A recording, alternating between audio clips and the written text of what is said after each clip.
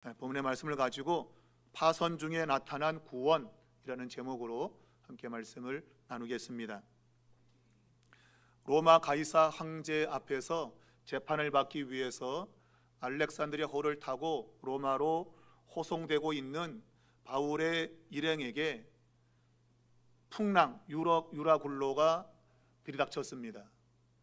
처음에는 그들이 이 항의하는 것이 옳은 결정이었다라고 생각했지만 곧바로 이 태풍이 몰아쳤습니다.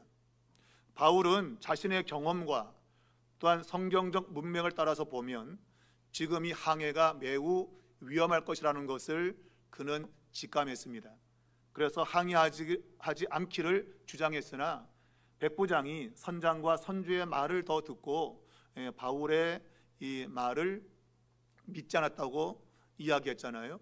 그래서 결국 이 미양이라는 곳을 떠나서 이제 그레데 해변을 끼고 항해를 하게 되었습니다.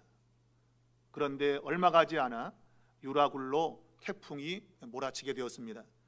그래서 통상적으로 이 10월 말경부터 해서 내년 3월 사이까지는 배를 출항하지 않습니다.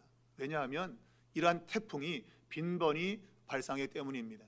근데 그 태풍도 잠깐 불다가 사라지는 게 아니라 오늘 본문에 읽었지만 열나흘 14일 동안 태풍이 불어오는 아주 장시간의 태풍이기 때문에 이 기간 동안에는 배를 띄우지 않는단 말이에요. 그런데 사람들은 그래도 이 태풍이 불지 않겠지, 우리가 배를 띄우는 이때는 태풍이 불지 않을 거라는 일말의 기대만을 가지고 배를 띄웠지만 그러나 여지없이 태풍을 만나게 되었습니다. 오늘 본문은 14일째 되는 그 밤에, 그러니까 이 태풍이 불어쳐서 배가 이리저리 쫓겨갔다. 여기서 쫓겨갔다는 얘기는 우리가 이해하도록 하기 위해서 쫓겨갔다이지만, 그러나 우리가 이 그림을 연상을 하면 뭔가를 통과했다고 하는 그런 의미를 담고 있어요. 그러니까 쫓겨갔는데 이상한 쪽으로 쫓겨간 게 아니라 어떤 장애물을 통과했다, 그런 의미를 가지고 있어요. 태풍은 이 배를 침몰시킬 만한 강력한 태풍이었습니다.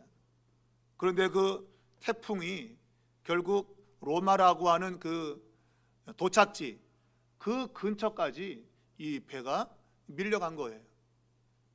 그러니까 그 과정 속에 뭐 이리 흔들 저리 흔들, 일로 밀려갔다 절로 밀려갔다, 그러한 일이 있었지만 결국 이 배는 로마와 매우 가까운 한 섬에 걸리게 된다고 하는 것이죠. 우리가 생각하면 이 풍랑을 만나면 죽었다, 그런 생각을 하기 쉬우나, 그러나 믿음의 사람들이 가는 길에는 풍랑이 몰아쳐도 그 풍랑으로 인하여 조금 더 내가 원하는 목적지에 빨리 갈 수 있다. 참 이게 아이러니한 것이죠. 그래서 우리는 어떤 어려운 문제를 만날 때 이것이 내가 실패하는 그런 일이 아니라 도리어 내가 바라고 원하던 것들을 더 빨리 이룰 수 있는 그러한 일도 될 수 있다. 그렇게 우리가 생각을 해야 되는 겁니다. 14일간 태풍에 이리 밀리고 저리 밀려서 자그마치 이 미양을 떠나서 800km 떨어져 있는 멜리데 섬 지경까지 오게 된 겁니다. 상당한 거리를 밀려온 거예요. 그런데 그 멜리데 섬은 로마, 그 이탈리아 반도에서 그리 멀지 않은 섬입니다. 이 풍랑 때문에 막 이상한 곳으로 가거나 아니면 그냥 침몰할 수 있었는데 하나님의 인도 속에 이 배는 로마와 아주 가까운 그 섬에 결국 이제 도달하게 되었다는 것이 오늘 본문의 내용입니다.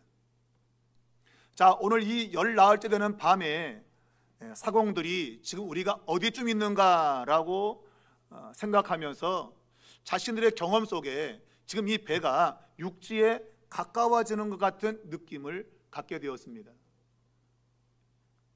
배를 타는 사람들은 바람 소리만 들어도 우리가 지금 어디쯤 있겠다 하는 것을 느낀다 그래요. 그래서 아마 바람 소리나 아니면 파도, 아마 그런 소리가 들린 모양이에요. 그래서 육지가 가깝구나, 그렇게 판단이 됐고, 그래서 자신들이 있는 그 지역에 물 깊이를 재는 도구를 가지고 물 깊이를 쟀더니 20길쯤 되었다, 그렇게 오늘 성경이 말하고 있습니다. 20길은 약 36m 정도 되는 깊이입니다. 원래 이 우리말로 길로 번역된 것은 헬라 단어로 오레고라는 단어인데, 한 팔을 뻗어서 양쪽 길이를 가리킵니다. 보통 한 1.8m 정도의 길이를 가리켜요. 그래서 20길 되면 한 36m 정도 되는 그런 깊이에 지금 배가 있는 것이고, 조금 가다가 다시 쟀더니 15길, 15길 정도 됐는데, 그러면 27m 정도의 수심이 되었다는 거죠. 이걸 보니까 육지가 가까웠구나. 그러니까 육지가 가까울수록 수심이 낮아질 거 아닙니까? 그래서 그들은 이제 가장 위험한 것이 암초에 걸리는 거예요. 그러니까 지면 흙이 있으면 반드시 거기에는 뭔가 암초가 있거든요. 그러므로 이 암초에 걸려서 배가 침몰하는 것을 막기 위해서 오늘 본문에 보면 암초에 걸릴까 봐 고물로 닷넷을 내렸다라고 말하고 있습니다. 고물은 고물상 할 때 그 고물이 아니고, 이 고물은 배의 후미, 배 뒤쪽을 가리키는 거예요. 그리고 이물이라고 되어 있는데, 우리가 41절에 보면 이물이라는 말도 있고, 또한 30절에 보면 이물이 있죠. 이물, 이것은 배의 앞쪽을 가리켜요. 이물, 고물, 이물, 고물.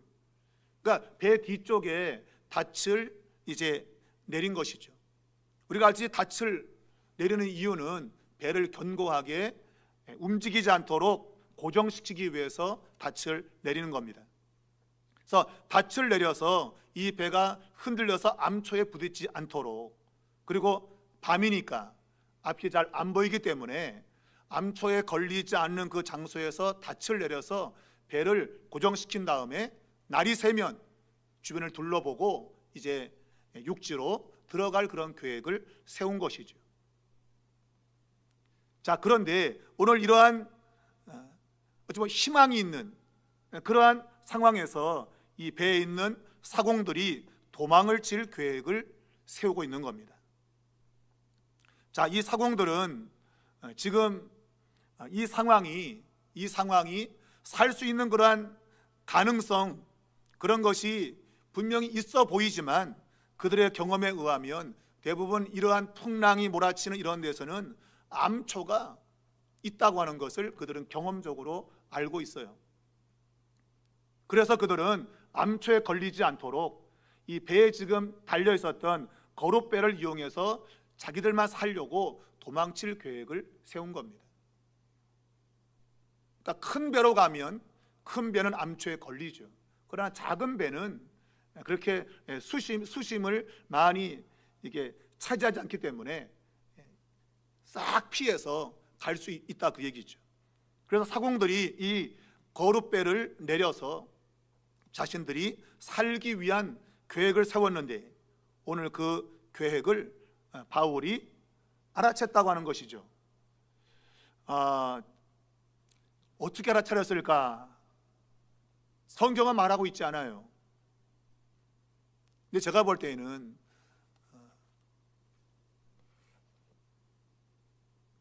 이 지금 사공들의 움직임, 이것은 굉장히 위험한 행동이었다. 그들 생각에는 우리가 독자적으로 우리 몇 사람이 거룻배를 타고 나가면 살까라는 생각을 했겠지만, 그러나 굉장히 위험한 행동이었다. 바울은 그렇게 생각한 것이죠. 왜냐하면 하나님은 바울에게 말씀했습니다. 내가 이 사람 모두를 너에게 주겠다고 했잖아요. 너에게 주겠다. 이 말은 너와 함께 있으면 살고 너와 떨어져 있으면 죽는다, 그 얘기예요. 근데 사공들은 지금 이 배가 암초에 걸릴 수 있는 확률이 있기 때문에 암초에 걸리지 않고 살기 위해서 작은 거룻배를 통해서 도망치려고 했는데, 그러나 바울이 그들의 행동을 직감했고, 그래서 그들이 이 거룻배를 내려서 도망가지 못하도록 오늘 백부장과 군인들에게 그 사실을 알렸다라고 말하고 있어요.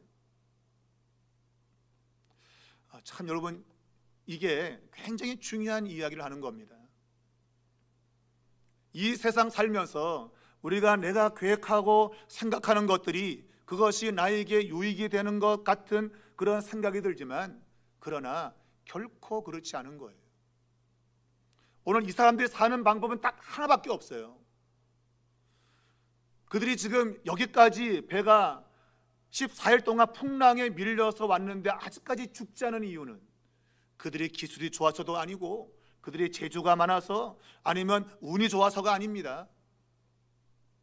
하나님이 바울을 살려야 되기 때문에 여기 있는 모든 사람이 죽지 않도록 역사하신 것이죠. 바울 한 사람을 살리기 위해서 하나님이 지금 이 배에 있는 모든 사람들을 살리고 있는 거예요.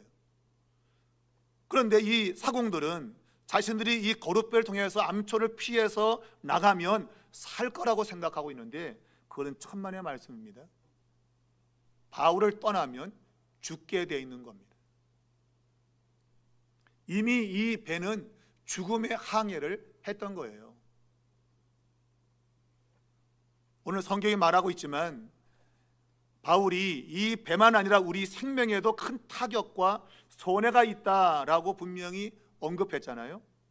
그건 사실이에요. 바울의 경험으로 의하면 이 기간 동안에, 곧 10월 말부터 내년 한 해 지나서 3월 달 그 안에 배를 띄우면 사고가 나면 대부분 다 죽는 겁니다. 그런데 오늘 바울이 이런 풍랑, 14일 동안의 풍랑 속에서도 죽지 않은 이유는 하나님이 함께 하신 결과고, 또 하나님이 약속한 대로 바울을 살리기 위해서 나머지 275명이 함께 살고 있는 거예요. 그러니까 여기서 만일 바울을 이탈하게 되면 그 사람은 죽게 되어 있는 겁니다. 왜? 이미 그 사람들은 죽은 항해를 떠나고 있는 거예요. 자, 바울은 그 사실을 알아차렸고, 그래서 이 사공들이 배에 있지 아니하면 너희가 구원을 얻지 못한다 라고 이야기했습니다. 곧 사공들이 배에 없다면 이 배 전체가 다 죽는다, 그 얘기죠. 그러니까 하나님의 역사는 초월적인 역사만 있지 않습니다. 우리는 우리 인생 살면서 항상 기적적인 것을 보지만, 그러나 일상의 순리대로 가는 것, 그것도 기적입니다, 여러분. 당연히 배는 사공이 배를 운행하는 것이죠. 근데 그 배에 사공이 없다면 그 배는 더 이상 배가 아닌 것이죠. 사공이 있어야만이 배는 운행을 할 수 있는 거 아닙니까? 근데 이 배에 사공이 다 떠나버리면 그 배는 사공이 없는 배가 되는 것이죠. 그러면 그 배는 침몰할 수밖에 없는 것이죠. 그래서 바울은 이 사공이 이 배에 있어야 우리가 다 살 수 있다, 그렇게 말했어요. 그의 말에는 두 가지가 같이 들어있는 겁니다. 곧 하나님이 자신을, 또한 이 배에 있는 사람들을 살린다고 해가지고 그냥 기적같이 하나님이 배를 그냥 샥 몰아가지고 살게 하는 그런 방법이 있을 수 있다고 보겠죠, 그죠? 그러나 하나님은 그러한 방식으로 하지 않으시고 사공을 통해서 그 배를 끝까지 잘 운행할 수 있도록 하나님이 역사하시고 있는 거죠.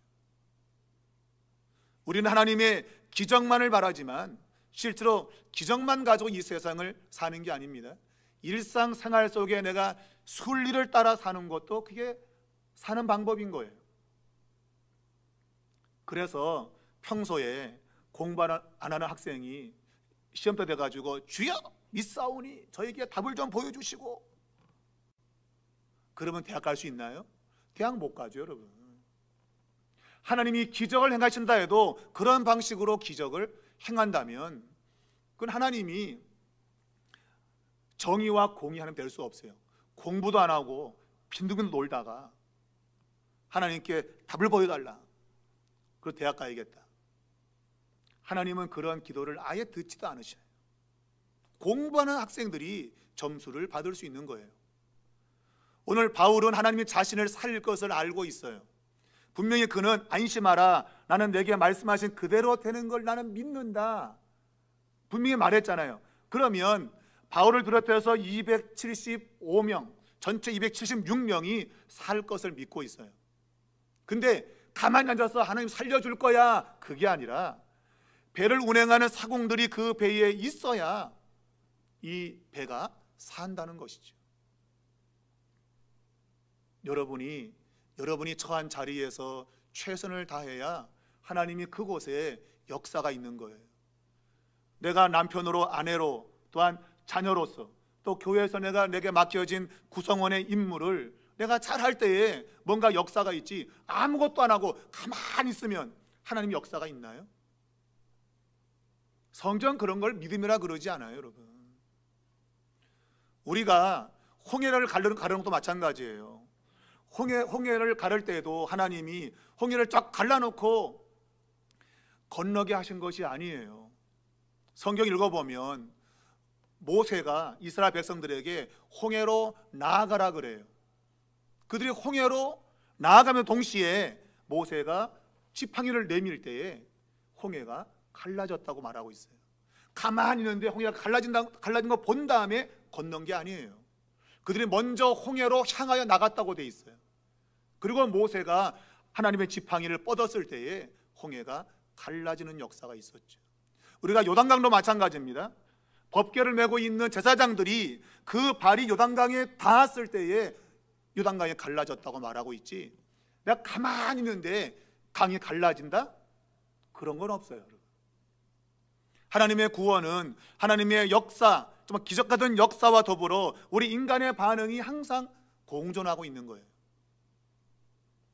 오늘 바울은 하나님이 자신과 이 배에 있는 사람들 일행을 살릴 것을 믿고 있어요.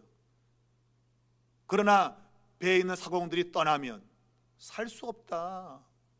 살 수 없다. 살 수 없는 거죠, 여러분. 배에 사공이 없으면 그 배는 어떻게 됩니까? 버스 운전하는 그 버스가 달려가는데 운전기사가 없다? 그러면 그 버스가 제대로 굴러갑니까, 여러분? 죽는 거죠. 당연히 죽는 거예요. 우리의 신앙이 극단적인 신앙이 되면 위험한 거예요, 여러분. 내가 충분히 병원에 가서 의사를 통해서 내가 고칠 수 있는 것도 믿습니다 주여, 믿습니다 주여, 그게 낫습니까, 여러분? 그걸 성경이 믿음이라 그래요? 아니에요, 여러분. 하나님은 세상을 그분의 섭리 가운데 다 사용하셔서 하나님이 그분의 일을 이루시는 거죠. 우리가 극단적인 신앙은 위험하고 맹목적인 신앙 또한 위험한 겁니다. 잘 분별하여 하나님이 어떻게 행하실 것인가를 잘 분별해야 돼요. 그저 막무가내로 하나님 지금 배가 위험해요, 그냥 싹 건져가지고 육지에 내려놔 주세요, 그걸 기도라고 합니까, 여러분? 그런 건 기도가 아니에요, 여러분. 그런 건 미신이에요, 미신. 하나님이 이 바울과 그 일행을 살리는 것은 배에 사공들이 있어야 가능한 거예요, 여러분. 여러분의 가정을 지키고 여러분이 교회를 지키고 그래야 이 교회가 지켜지는 거지, 아무도 안 하는데 누가 교회를 지킵니까? 지킬 수 없는 것이죠. 자, 바울은 그 사실을 지금 백부장과 군인에게 일렀고, 그래서 백부장과 군인이 거룻배줄을 끊어버렸습니다. 도망치지 못하도록. 그들이 살려고 도망가는 것을 막는 게 아니라 도리어 그걸 타고 나가면 그도 죽고 이 배도 다 죽기 때문이에요. 여러분, 우리가 오늘 본문에서 정말 잘 깨달아야 됩니다. 하나님의 구원이 어떤 방식으로 우리에게 오는가? 배가 파손되어서 죽게 될 그 위기 속에 하나님은 어떠한 방식으로 이 배의 사람들을 구원하시는가? 우리는 막연하게 하나님께서 내 인생 가운데 역사하기만을 바라고 있지, 내가 거기서 어떻게 반응해야 될지는 생각하지 않을 때가 많아요. 나는 내 멋대로 행동하면서 하나님이 구원해 주길 바라는 것, 여러분 그건 신앙이 아닙니다. 여러분. 신앙이 아닙니다.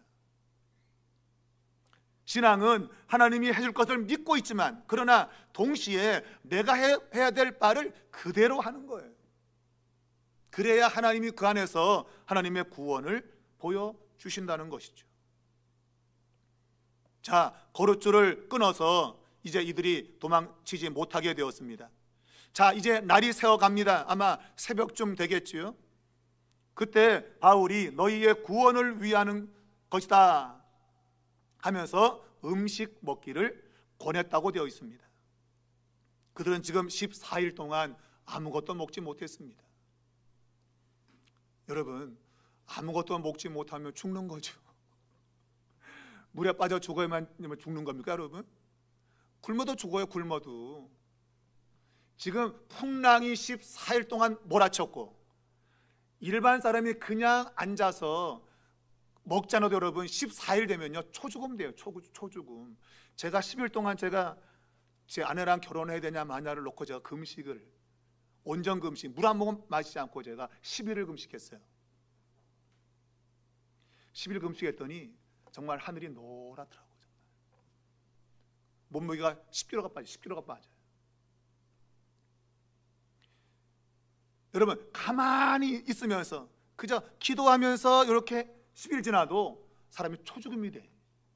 그런데 14일 동안 배가 막 뒤집히고 막 그냥 이러면 여러분 14일이 뭐예요? 아마 10일 전에 아마 모두 다 죽을 지경일 겁니다. 아마 초죽음이 됐을 거예요. 물에 빠져 죽는 것만 죽는 게 아닙니다. 여러분, 굶어 죽는 것도 죽습니다. 14일 동안 못 먹었으니 거의 죽음 직전이죠, 여러분. 바울은 하나님이 살려줄 거야 막연하게 그러지 않아요. 먹어야 살지, 먹어야 되니네. 이 14일을 만약에 지났다고 한다면, 그들이 더 이상 먹지 않고 있다고 한다면 그들 모두가 뭐 탈수증이 왔든지 아니면 그냥 다른 이상 반응으로 다 죽을지 몰라요. 바울은 그들에게 먹어야 된다, 이게 너희를 위한 구원이다 라고 말하고 있어요. 여러분, 물에 빠져 죽지 않는 것만 사는 게 아니라 내가 음식을 먹어야도 사는 거예요. 먹어야 살죠. 여러분, 안 먹고 사는 사람이 세상에 어디 있습니까? 가장 기본적인 거예요. 이걸 먹어야 너희가 산다. 그러니 먹어라.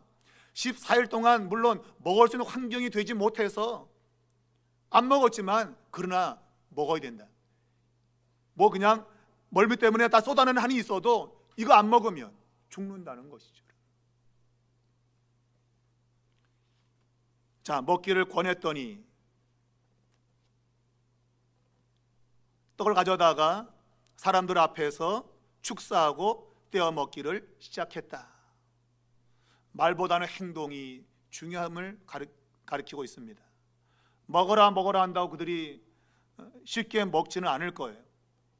그런데 바울이 직접 가져와서 하나님께 축사, 감사의 기도를 드린 다음에 떼어 먹기를 시작했다. 먼저 바울이 자기가 먼저 떡을 떼서 먹기 시작한 거예요. 중요한 것은 그러한 상황에서도 하나님께 감사했다고 하는 것이죠. 여러분과 저의 신앙은 어떨까요? 우리는 만사가 잘 되면 우리는 감사할 수 있지만, 그러나 오늘 내 목숨이 총각에 달려있고 그런 상황에서도 여러분 감사가 과연 나올 수 있을까? 14일 동안 아무것도 먹지 못한 상태에서, 거의 막 기력이 없는 상태에서 여러분 감사가 나올 수 있을까? 그러나 바울은 하나님께 감사했다고 되어 있습니다. 여러분, 이런 것을 우리는 믿음이라 그래요. 이런 걸 믿음이라 그래요. 내 앞에 아직까지 뭔가 달라진 것도 없는데 그래도 하나님을 믿으니 지금 마지막으로도 먹을 것이 그 배에 있을까 망정이지, 만일 배가 막 뒤집혀서 먹는 것까지 다 어디 날아갔다면 그들은 죽지요. 배에서 물에 빠져 죽는 게 아니라 배에서 굶어 죽는 거죠. 굶어 죽을 거예요. 감사하게도 그 배에 있는 식량은 여전히 있었던 겁니다. 먹을 것이 그대로 있었던 겁니다. 그래서 하나님께 감사 기도를 드리고 먹기를 시작했다. 그랬더니 그 배에 있는 다른 사람들도 다 안심하고 받아 먹었다 라고 말하고 있습니다. 여러분, 믿음의 사람들의 행동이 다른 사람들에게 영향을 준다는 그 얘기입니다. 여러분이 믿음으로 살면 누군가가 함께 그 믿음을 따라갈 수 있는 거예요. 여러분, 제발 믿음으로 사세요. 그저 문제만 났다고 원망하고 불평하지 말고 하나님 감사합니다 라고 믿음으로 고백하고 살아보시기 바래요. 누군가가, 여러분의 곁에 있는 누군가가, 야, 저 사람 정말 하나님 믿더니 정말, 야, 정말 하나님 계시다, 그런 결과를 보게 된다. 여러분에게 그런 믿음이 있기를 주의 이름으로 축원합니다. 이 배에 있는 사람의 숫자를 오늘 밝히고 있습니다. 276명, 바울을 포함해서 276명이 이 배 안에 있었던 겁니다. 감사하게도 그 많은 인원이 먹을 수 있는 것이 있었다고 하는 겁니다. 배에 있는 사람들이 배부르게 먹었다고 말하는 거 보면 다행히도 아마 이 배에는 먹을 양식을 많이 실어 놓은 배 같아요. 만일 이 배가 일반 배였고 그렇다고 한다면 많은 사람들이 먹을 만한 것이 없을지 몰라요. 그런데 이 배에는 먹을 것이 많았고 그들은 다 배부르게 먹었다고 되어 있습니다. 여러분, 살다 보면 적재적소에 하나님께서 우리가 살 수 있는 길을 나도 모르지만 예비해 놓으시고 그 때에 은혜를 주심을 기억하시기 바랍니다. 그걸 믿으셔야 됩니다. 하나님은 그분의 때 안에서, 그분의 시간표 안에서 하나님의 사람들을 돌보신다고 말합니다. 여러분, 날아가는 참새도 하나님이 다 먹이시고 입히시고 하나님이 떨어져라게 떨어진다는데 하물며 너희일까 보냐. 여러분과 저는 하나님의 돌보심 속에 들어있단 말입니다. 그러니 여러분, 앞으로 어떤 일이 벌어질 거에 대해서 염려하지 마시고 하나님을 신뢰하시고 감사하며 살아갈 수 있기를 주의 이름으로 축원합니다. 배부르게 먹었지만 여러분, 위험 요소가 계속 있다고 말씀드렸잖아요. 암초에 걸릴 수 있는 거, 암초에. 그러면 암초에 걸리지 않기 위해서는 어떻게 해야 되는가? 그것은 배를 가볍게 해야 되는 거예요. 배가 무거우면, 여러분도 알지만 배가 무거우면 수면 아래로 배 밑창이 더 낮아지는 거 아닙니까? 그러면 암초에 걸릴 수 있는 확률이 높게 되는 거죠. 그러니까 배의 무게를 줄여야만이 이 암초에 걸릴 거리가 멀어지기 때문에 오늘 이 배에 있는 사람들 모두는 비록 먹을 양식이지만 그 밀을 바다에 버렸다고 돼 있어요. 아, 배부르게 좋다. 역시 목구멍이 포도청이야. 배가 부르돼가지고 여러분 계속 그 밀을 가지고 있다면 암초에 걸려서 죽는 거예요. 당장 배부르고 죽는 거죠. 여러분, 당장 배부르고 죽는 게 그게 좋은 건가요, 여러분? 당장 배부른데 죽었다. 물론 우리 말에 먹고 죽은 사람은 때깔도 좋대나 뭐 그런 말도 있다고 하지만 여러분, 배가 부른 다음에 죽으면 무슨 소용이 있겠어요, 여러분? 그러므로 배가 부르고 다음에 또 배가 부르기 위해서 밀을 배에다 둬야 되겠지만 그러나 지금은 죽음의 위기가 여전히 도사리고 있다 이거예요. 그러면 살기 위해서는 그 밀을 버려야 되는 거예요. 그래서 배의 무게를 가볍게 해야 되는 겁니다. 그래야 살 가능성이 있는 거예요. 야, 걱정하지 마, 하나님이 지켜줄 거야. 하나님이 여러분 무게를 가볍게 자동으로 해주냐요, 여러분? 해줍니까? 우리는 그런 이상한 걸 생각한다고요. 하나님이 내가 가만히 있어도 내 몸무게를 줄여줄 거야. 하나님이 내 몸무게를 줄여주면 가만히 있다고 줄여줍니까? 나만 물만 먹어도 난 살이 쪄. 아니, 물만 먹어도 어떻게 살이 찝니까?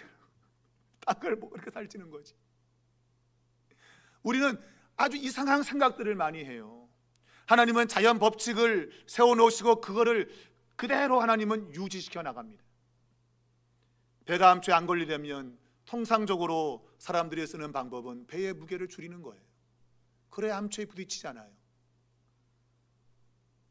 오늘 이 배에 있는 밀을 버렸다. 그리고 배를 가볍게 했다. 그래야 여러분 살 가능성이 높아진단 말입니다. 자, 이제 날이 샜습니다. 그런데 어느 땅인지 알지 못하는 육지가 보인 것이죠. 근데 거기가 어딘지를 모르겠는 거예요. 지금 14일 동안 막 그냥 막 이리 치고 저리 치다 보니까 지금 여기가 어딘지도 모르겠고, 지금 도대체 저 육지가 어느 육지인지 좀 알 수가 없는 거예요. 분간이 안 되는 거예요. 그러나 육지가 보인 것이죠. 그리고 항만이 눈에 띄었다. 배가 들어갈 수 있는 그곳이 눈에 보인 겁니다. 그래서 배를 거기에 들여다댈 수 있는가 라고 의논한 이후에 들어가 보자 라고 얘기했고, 그래서 닻을 끊었다. 그러니까 배 뒤쪽에 내렸던 닻을 끊어버린 겁니다. 동시에 키를 풀어서 이제 앞으로 전진한 것이죠. 돛을 달고 바람에 맞추어 해안을 향하여 들어갔다고 되어 있습니다. 돛을 달았대요. 바람이 부니까 돛을 달았겠죠. 여러분, 바람이 불면 돛을 달아야 됩니다. 그게 당연한 것입니다. 자, 돛을 달고 바람에 맞추어서 해안으로 들어갑니다. 그러나 뜻하지 않게 지금 이 두 물이 합하여 흐르는 곳을 만났는데 거기에 모래톱 같은 것이 형성되어 있었던 거예요. 그래서 배를 걸매라고 되어 있는데, 배를 걸었다. 배를 어디에 걸었냐? 여기서 걸다라고 하는 것은 그냥 우리말로 뭐 걸었다는 얘기지만 실제로는 배를 정박하는 것을 말하는데, 여기서는 좌초되었다 그 얘기예요. 모래톱에 팍 부딪힌 거야 그예요. 배가 푹 부딪힌 거예요, 모래톱에. 그래서 이 배 앞쪽이 처박힌 거죠, 모래톱에. 본문을 보니까 이 물은 부딪혀 움직일 수 없게 되었다. 이 물이 뭐라 그랬습니까? 배 앞쪽이죠. 앞쪽이 모래톱에 처박혀 버린 겁니다. 그리고 고물은 큰 물결에 깨어져 갔다. 그러니까 이 뒤쪽은 계속 파도가 치면서 그냥 후미를 막 강타하고 있는 것이죠. 그러면서 배가 깨져나가고 있는 거예요. 여러분, 암초에 걸릴까 염려했는데, 그러나 암초에 걸린 거죠. 배가 좌초된 겁니다. 여러분, 참 우리는 이런 일 안 당하면 좋겠는데, 최선의 노력을 다했지만, 그러나 여러분 좌초되고 마는 거 참 허망하지 않습니까? 여러분, 허망하지 않아요? 애썼는데 된 것이 없다. 나름의 수고가 헛되었다, 그렇게 보는 것이죠. 그리고 지금 큰 물결이 계속 몰아치고 있는 겁니다. 그래서 이 후미가 계속 강탈당해서 지금 깨어져 가고 있다. 우리가 앞에 이 물이 부딪혀 움직일 수 없다, 요거는 과거 동사로 되어 있어요. 이미 처박혀서 그냥 고정되어 있는 겁니다. 그런데 이 고물이 큰 물결에 깨어져 간다, 이 깨어지는 동사는 미완료 동사예요.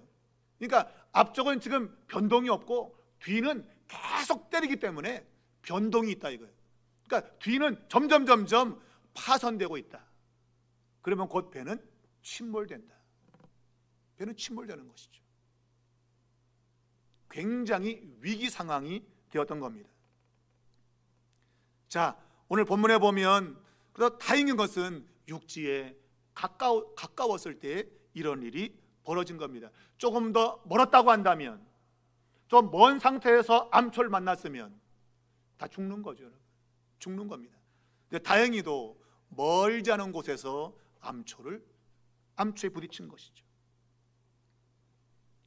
자, 이때 군인들이 죄수가 도망치는 것을 두려워해서 저들을 죽이자 그랬어요.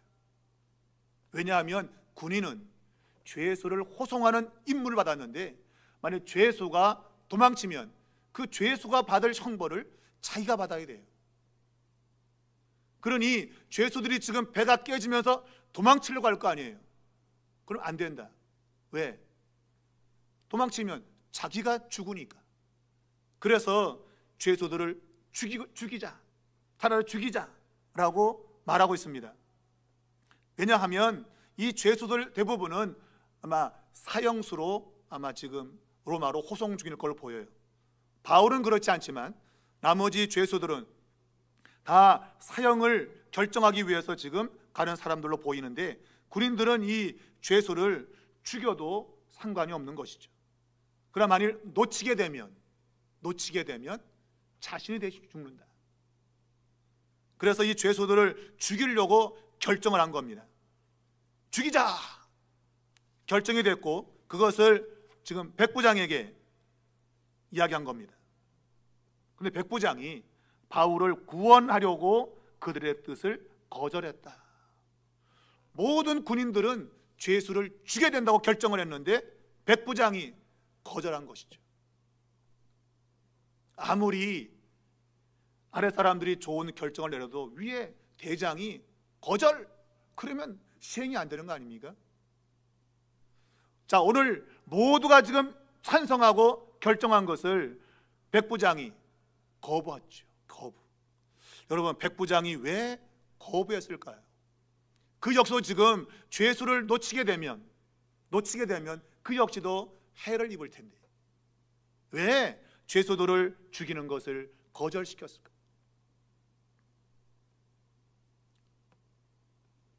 아마 이것은 성경이 지금 그 이유를 말하고 있지는 않아요. 왜 백부장이 거절했는지 말하고 있지 않은데, 우리가 문맥상을 보게 되면 아마 이 백부장이 바울의 말을 믿은 것 같아요. 바울의 말을. 처음에 그는 바울의 말을 믿지 않았습니다. 선장과 선주의 말을 믿고 배를 띄웠다가 아주 지금 호된 고난을 겪은 것이죠. 14일 동안 먹지 못하고 아주 호되게 고생을 했습니다. 그런데 그 가운데서 바울이라는 사람이, 여러분이 안심하라, 아무도 안 죽을 거다, 하나님이 여러분들을 내 손에 맡겼다, 내 손에 당신들을 맡겼다, 나는 그것이 그대로 될 거라고 나는 믿는다. 그리고 14일이 지난 다음에 먹을 것을 권해주고, 그리고 자기 자신이 먼저 음식을 먹으면서 배에 있는 모든 사람들에게 먹을 것을 나누어주는 그 모습을 보고 아마 백부장이 바울의 말을 믿은 것 같아요. 무슨 말을? 바울에게 달렸다. 우리가 살고 죽는 것은 우리가 뭘 해서가 아니라 바울이라는 사람이 살면 우리 다 같이 산다, 그 얘기예요. 바울이라는 사람이 살면 우리 다 사는 거다. 그걸 믿었다고 보는 거죠. 여러분, 얼마나 놀라운 일입니까, 여러분? 내가 막 애써 사는 게 아니라 저 사람이 살면 내가 사는 거야. 왜? 하나님의 말씀이에요. 하나님 말씀. 이 부분에서 백부장이 하나님에 대한 믿음을 가졌다고 보는 것이 맞아요.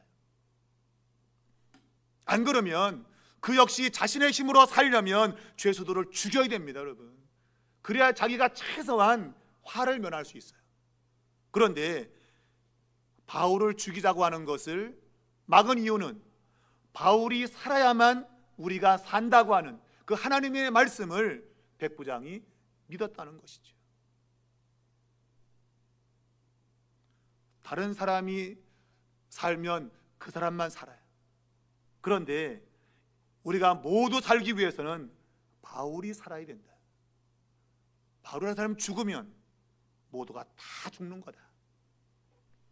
그래서 이 백부장이 바울을 살리려고 했다, 바울을 구원하려고 했다고 말하고 있으면서 그 자기 군인들이 결정한 것을 거부한 것입니다. 그리고 헤엄칠 하는 사람들은 바다에 뛰어내려서 헤엄쳐서 나가도록 했고, 그렇지 못한 사람은 널조각이나 배에 있는 물건에 의지해서 나가도록 했다고 말하고 있습니다. 여러분, 당시 지금 이 상황을 보니까 바람이 지금 육지적으로 불고 있는 거예요. 육지 쪽으로. 그러니 뭔가 한 가지만 의지하고 있으면 자동적으로 그냥 육지 쪽으로 떠밀려게 돼 있는 거예요. 그러니까 살 수 있는 가능성이 많은 것이죠. 그래서 헤엄칠 수 있는 사람은 헤엄쳐서 나오고, 그게 안 되는 사람은 뭐라도 붙잡고 있으면 그냥 떠밀려서 그냥 육지 쪽으로 오게 되어 있는 거예요. 그래서 백부장이 결국은 바울을 살리고 그로 인해서 모든 사람이 다 살았다. 마지막 44절은 마침내 사람들이 다 상륙하여 구조되니라 그랬습니다.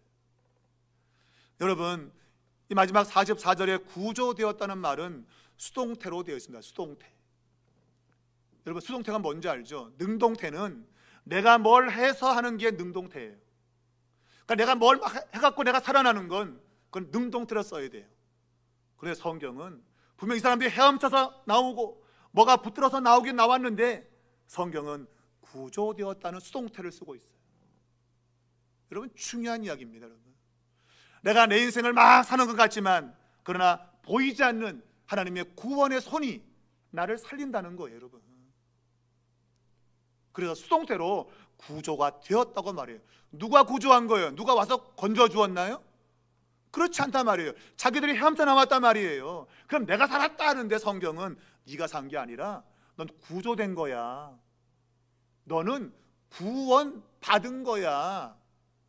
네가 네 스스로 구원한 게 아니고 너는 구원을 받은 거야.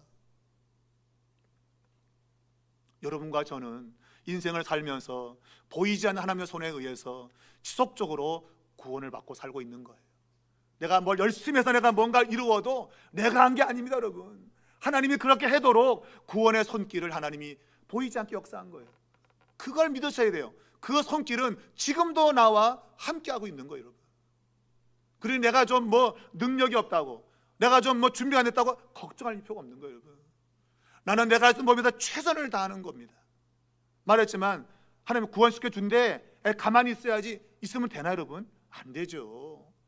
살려면 헤엄쳐야지 여러분. 살려면 판때기를 하나 찾아야지 여러분. 가만히 있으면 살 수 있습니까? 내가 수영 못하는데. 가만히 있으면 죽죠 여러분. 널빤지를 구해야 되고 배에 있는 뭐라도 붙잡아야만이 살 수 있는 거예요. 그래서 성경은 너가 구조된 거야. 보이지 않는 하나님의 손이 그를 구원시킨 거라 그런 얘기를. 이것만 여러분 잘 기억하시면 내가 인생을 어떻게 살아야 될지 여러분 결정할 수 있는 겁니다. 나는 내 인생 가운데 최선을 다하고 살아야 됩니다.